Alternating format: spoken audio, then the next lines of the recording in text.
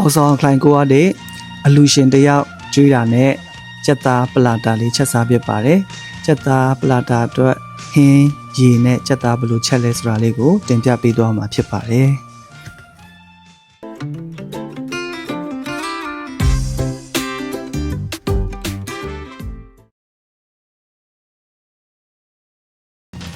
ဒီချက်နီးလေးကတော့ကျွန်တော်မမို့ရဲ့ style ဖြစ်ပါတယ်ကြက်သားကိုတော့ပေါင်သုံးထားပါတယ်မဆလာအနှဲငယ်ငရုတ်သီးအယောင်တင်မှုန့်အနှဲငယ်စနွင်းအနှဲငယ်ထည့်ပြီးတော့အရသာစားနဲ့ကြက်သားမှုန့်ထည့်ပါတယ်ပြီးတဲ့အခါမှာနှံ့ဆက်အောင်နယ်ပြီးတော့2 နာရီလောက်နှက်ထားရမှာဖြစ်ပါတယ်ဒီမှာတော့ကြက်သားနဲ့ပဲဟင်းကိုရောမချက်ပဲနဲ့တက်စီချက်လိုက်ပါတယ်အဲ့ဒါမှပဲကျွေးတဲ့အခါမှာတယောက်တုံးအဲ့ဒီလိုမျိုးကိုတာလေးနဲ့ကျွေးလို့အဆင်ပြေအောင်ပါဟင်းချက်ဖို့အတွက်ကတော့ချက်သွန်ဖြူထောင်းထားမယ်ဂျင်းထောင်းထားမယ်ဂျင်းတပြားရိုက်လဲထားထားမယ်အာလူအနေတော်လေးတွေတုံးထားပါမယ်အရင်ဆုံးစီချက်မှာဖြစ်ပါတယ်ဒါကတော့ချက်သွန်နီအနှစ်အတွက်ပဲဟင်းရောချက်သားရောအတွက်နှက်ထားတာပါပဲတွေကိုလည်းပြုတ်ပြီးလို့ရှိရင်ထောင်းထားပါမယ်အစိလိုက်ကြိုက်ရင်တော့လည်းထဲပါကျွန်တော်ကတော့ထောင်းထားတာလေးနဲ့ပြစ်လေးကိုပို့ကြိုက်လို့ပါပဲဟင်းရေစားချက်ပါမယ်အရင်ဆုံးစီနည်းနည်းလေးထည့်တဲ့တစ်ကြဘိုးကောက်နနက်ပွင့်ဖာလာစီကရဝေးရွက်တို့ကိုထည့်ပါတယ်ဒါကတော့အနက်ပြင်းကြိုက်ရင်များပေါ့နော်နည်းနည်းကြိုက်ရင်နည်းနည်းပေါ့နောက်ဆုံးကတော့ဒါကနနန်စီပါမွေးလာပြီဆိုတော့မှချက်သွန်ဖြူထောင်းထားတာလေးကိုထည့်ပြီးတော့ချက်သွန်ဖြူလေးခြောက်သွားတဲ့အထိစီတက်ပါမယ်ပြီးရင်အခုနာကစီတက်ထားတဲ့ချက်သွန်နီအနှစ်ကိုထည့်လိုက်ပါမယ်အခုနာကဂျင်းပြားရိုက်ထားတာကိုလည်းဒီမှာထည့်ပြီးစီတက်ပါတယ်ပဲဟင်းရေဝါလေးရဖို့အတွက်လည်းစနွင်းအနှဲငယ်ထည့်ရပါမယ်ဒါမှပဲပဲဟင်းရေလေးကအယောင်လှမှာဖြစ်ပါတယ်ဒီလိုစီတက်လို့မွေးလာပြီဆိုရင်တော့အခုနာကပဲဟင်းရေနဲ့နော်ကိုလိုချင်တဲ့လောက်အရည်ပေါ့နော်ထည့်ထားပြီးတဲ့အခါမှာစူလာပြီးဆိုရင်အာလူးနဲ့ထောင်းထားတဲ့ပဲတွေကိုထည့်ပြီးတော့စူအောင်တည်ရပါမယ်ချက်သားပလာတာကပွဲ80စာလူ80စာဖြစ်ပါတယ်စူလာပြီးဆိုရင်ဒီမှာနောက်ခုနကစီတက်ထားတဲ့စီတက်အနှစ်တွေကိုထည့်လိုက်ပြီးဆိုရင်တော့မွေးကြိုင်နဲ့ပဲဟင်းရည်လေးကိုရပါပြီအာလူးလဲနူးပြီးဆိုရင်အရသာလေးဆက်လို့ရပါတယ်ဒီမှာတော့ပဲထောင်းထားတာကိုတော့လူတလောက်လေးထည့်ပါအရန်ပြစ်သွားရင်လည်းနေစားလို့မကောင်းဘူးအဲ့တော့မပြစ်မကျဲလေးရအနေတော်ဖြစ်တဲ့အတွက်ကိုလိုချင်တဲ့လောက်အပြစ်အကျဲလေးကိုရဖို့အတွက်ပဲလေးကိုနည်းနည်းချင်းထည့်ပါတယ်အရသာကတော့စားနဲ့ကြက်သားမုံ2ခုတကြားနဲ့ငယ်ထည့်ပါတယ်ဒါကတော့ပဲဟင်းရည်လေးရပါပြီကဲအဲ့ဒါဆိုရင်ကြက်သားဟင်းချက်မယ်အခုနာကစီတက်ထားတဲ့ချက်သွန်နီတွေကိုဂျင်းထည့်ပါမယ်ချက်သွန်ဖြူထောင်းလာတာထည့်ပါတယ်တစ်ကြဘိုးကောက်နနက်ပွင့်ဖာလာစီနနန်စီ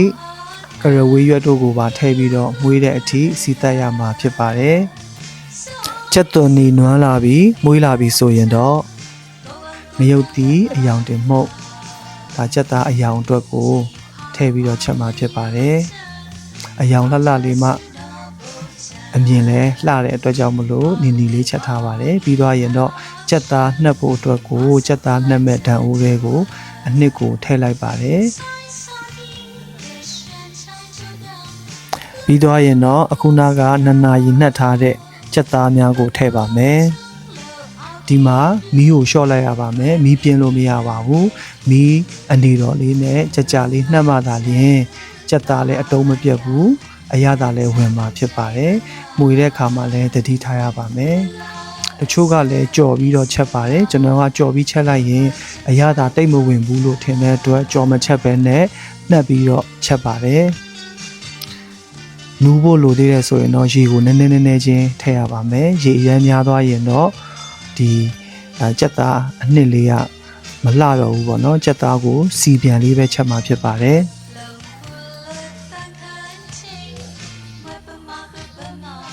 မီးအေးလေးနဲ့ကြလေးတည်ရပါတယ်အနည်းဆုံးတော့1 နာရီခွဲလောက်ကျွန်တော်နှက်ထားတာဖြစ်ပါတယ်ဒါတော့မှရေတွေထွက်ပြီးတော့เนาะဒီမှာရေတွေနည်းနည်းပြန်ခတ်ရပါတယ်เนาะ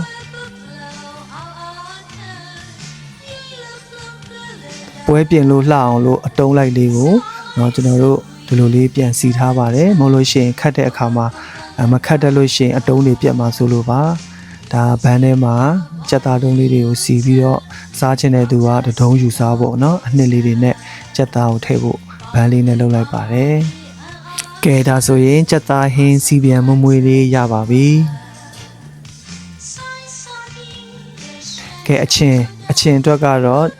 တခွားသီးကိုဒီလိုပပလေးလှီးပြီးတော့စားနယ်ပြီးလို့ရှိရင်ရေတွေထွက်သွားအောင်လို့စစ်ထားရမှာဖြစ်ပါတယ်စစ်ပြီးတော့ဒီအရေတွေထွက်သွားအောင်လို့ကျွန်တော်ကတော့ဒီလိုပုံစံလေးနဲ့ပေါ့နော်စင်းဒီတုံးလေးနဲ့ဖိပြီးတော့အရေစစ်လိုက်ပါတယ်အချင်းမှာထည့်တာကတော့ကြက်သွန်နီဂေါ်ဘီဥနီတခွားသီးနောက်ဆုံးကတော့မပါမဖြစ်ပူစီနံရွက်ဖြစ်ပါတယ်ဒိန်ကျင်လေးထည့်ရင်တော့ပိုကောင်းပါတယ်ကျွန်တော်ကတော့ဒိန်ကျင်လည်းမရှိတဲ့အတွက်တံပြာသီးနဲ့ပဲတုပ်လိုက်ပါတယ်ငရုတ်သီးစိမ်းကလည်းကိုလိုသလောက်ထည့်ပါဒါကတော့အချင်းဖြော်နီးပေါ့အရသာအတွက်တကြားကြက်သားမုံနှဲငယ်နဲ့စားထည့်ပါတယ်အရသာကိုလိုချင်တယ်လို့ဆက်လို့ရပါတယ်အရန်ချင်စူးရင်တော့စားမကောင်းပါဘူးအနေတော့အချင်းတုပ်လို့ပုံစံလေးတုံမှအတော်ပဲဖြစ်ပါတယ်ကဲရပြီဆိုရင်ပွဲပြင်တော့မယ်နော်ပလာတာကတော့ဆိုင်မှာမှာတာပါပွဲများတဲ့အတွက်ကျွန်တော်မလုပ်နိုင်ပါဘူးပလာတာလုပ်တာလည်းမကျွမ်းတဲ့အတွက်ဆိုင်ရပဲမှာပါတယ်ဒီလိုမျိုးလေးရိုက်ပေးရပါတယ်ထပ်တရပလာတာဖြစ်ပါတယ် Indian style နဲ့ပို့တူပါတယ်ဘာဖြစ်လို့လဲဆိုတော့ကျွန်တော်ထည့်ထားတဲ့အမွေးနံတာတွေက Indian style ပါပြီးရင်ကြက်သားတဒုံထည့်လိုက်မယ်အနှစ်လေးနည်းနည်းထည့်မယ်ပြီးရင်ပဲရည်ကိုလိုသလောက်ဆန်းပါဒီမှာပဲဟင်းရည်အရန်ပူနေလို့ရှိရင်ပလာတာကပျော့ဤသွားတတ်ပါတယ်အဲ့တော့ပဲဟင်းရည်အရန်ပူလို့မရပါဘူးပြီးရင်အချင်းကိုကြိုက်တဲ့လောက်ထည့်ပါမယ်ဒါဆိုရင်တော့ကြက်သားပလာတာ Indian style လေးရပါပြီစကုံစတာဖတ်လို့